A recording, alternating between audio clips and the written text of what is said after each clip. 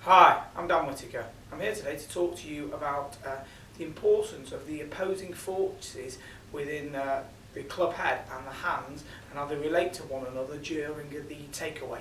Now, a lot of people try to make sure that their hands stay moving with the body during the takeaway to get the classic one-piece move of the club away, which would see the hands, the arms and the body all moving away as a single unit. Now, what a lot of people tend to misunderstand is they always think that when their hands are going inside that they've had a lot of tendencies of the club going underneath and therefore going further inside, so the club face then tends to rotate too much. Now, what a lot of people do is during this first move away, they see that the hands go up and raise in this manner, or as the hands go up, the toe of the club goes downwards. So the hands would then, even though the hand will go inside and possibly close to a one-piece takeaway here, but because they have risen upwards, the toe has gone downwards, which then means that the club head is then behind the hands here. Now, what we're actually wanting to make sure happens is that during this takeaway, the body rotates first. So as the chest begins to rotate, there is a pressure from the right hand down from the grip on top of the left thumb. Now, as that pressure is maintained during the takeaway here, we can see how the toe of the club works upwards. So the chest rotates, the pressure of the right palm is down, the toe of the club works upwards here, so we can see how the hands are down, the toe is up. This then means that once you go into the set position, it's very easy to set the golf club correctly. Now, we have a look here at Jonathan Byrd on the screen. So as you can see here with Jonathan Byrd, what we'll notice is that his hands stay nice and low during this first move. So if we highlight where the hands are here with this little yellow line, we can now see that the hands have stayed underneath this, okay? So there's a definite pressure from this right hand, right palm working down onto the left thumb. This has stayed down, which has then allowed the toe of the club to work upwards. So we can see that the opposing nature of the hands is that once that right palm pushes down, it lets the toe of the club work upwards. If the hands go upwards, then the club will always tend to want to go a little bit low down. Very difficult to take the club on playing when this is happening.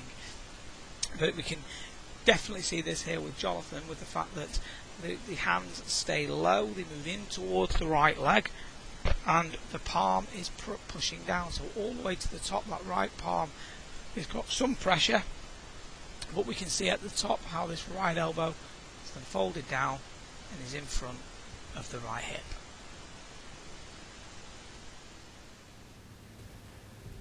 In the video there with Jonathan, we could definitely see how the hands stayed very low during the takeaway, yet the toe of the club went upwards during this first move.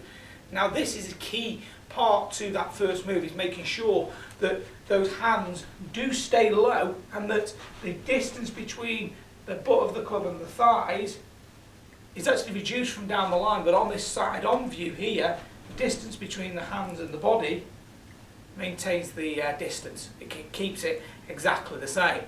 Now, there's one other thing that the pressure in the right palm can do, is if you maximise that pressure, which keeps the hands down, the toe going up, and then you make sure you maximise that pressure to the top of the backswing here, so the right palm is pushing against the left thumb, this will actually give you the width at the top of the backswing that you need.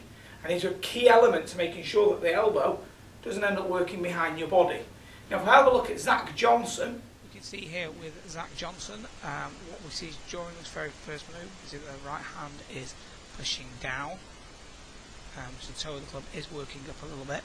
Then what we see is as he gets to the top, he really does have the right elbow away from the body here, as we can see. It's away from the body, so there's some pressure pushed again, the right hand against the left thumb, which then allows the right elbow to only fold down to its maximum there of 90 degrees, but it gives him maximum width while the elbow is at the front part of the right hip.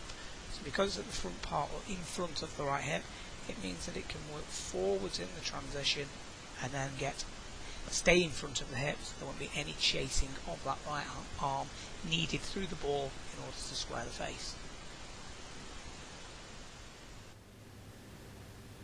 We saw there with Zach that at the top, that right palm was clearly pushing, because you could see how loaded this right elbow was. It was definitely in front of the hip right here.